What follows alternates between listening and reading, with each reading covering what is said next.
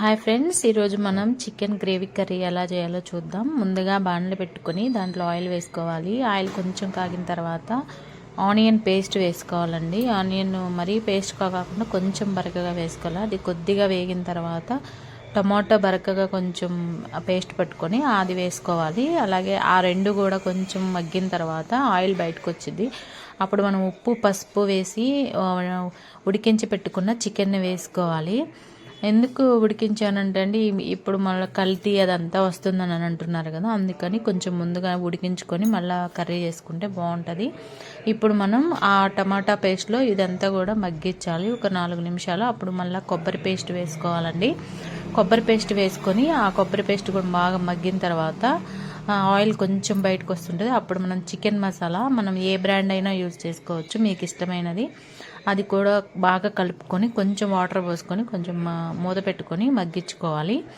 మగ్గించుకునేటప్పుడు కొంచెం కొంచెం సిమ్లో పెట్టి మగ్గించాలి. ఇప్పుడు కొంచెం పుదీనా కొత్తిమీర వేసుకోవాలి.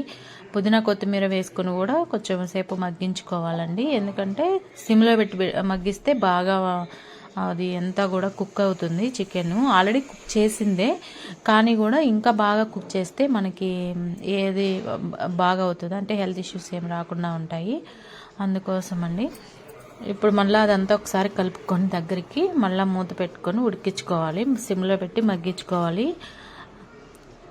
ఇది మగ్గేటప్పుడే మనం బాగా అంటే మూత పెట్టి మగ్గిస్తే సిమ్లో పెట్టి ఆ ఆయిల్ కూడా అంతా కూడా పైకి ఇట్లా వచ్చేస్తుందండి. ఇట్లా వచ్చినప్పుడు అంటే ఇంకా ముక్క ఉడికిందో లేదో ఒకసారి చెక్ చేసుకోవాలి. అది ఆయిల్ పైకి వచ్చినా కూడా ఒక్కొక్కసారి పచ్చిగా ఉంటుందండి ముక్క.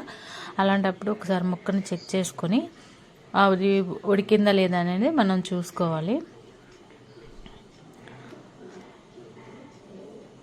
చూడండి, ఇప్పుడు ముక్క కొంచెం ఉడికినట్లు అనిపిస్తుంది. మనం ఇంకొంచెం సేపు మగ్గిస్తే అది బాగా మెత్తగా అవుతుందండి. అందుకోసం ఇప్పుడు ఇంకొంచెం సేపు మగ్గించుకుందాము. ఇట్లా ఒక 10 నిమిషాల వరకు మగ్గించుకోవాలి.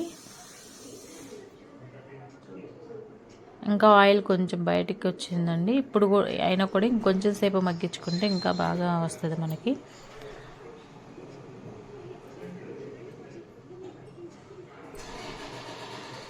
ఇప్పుడు సిమ్లో పెట్టుకొని ఇంకొంచెం సేపు మగ్గించుకోవాలి. ఇట్లా మగ్గి దగ్గర పడినప్పుడు గిన్నెలోకి తీసేసుకోవాలండి. Bye friends, please subscribe.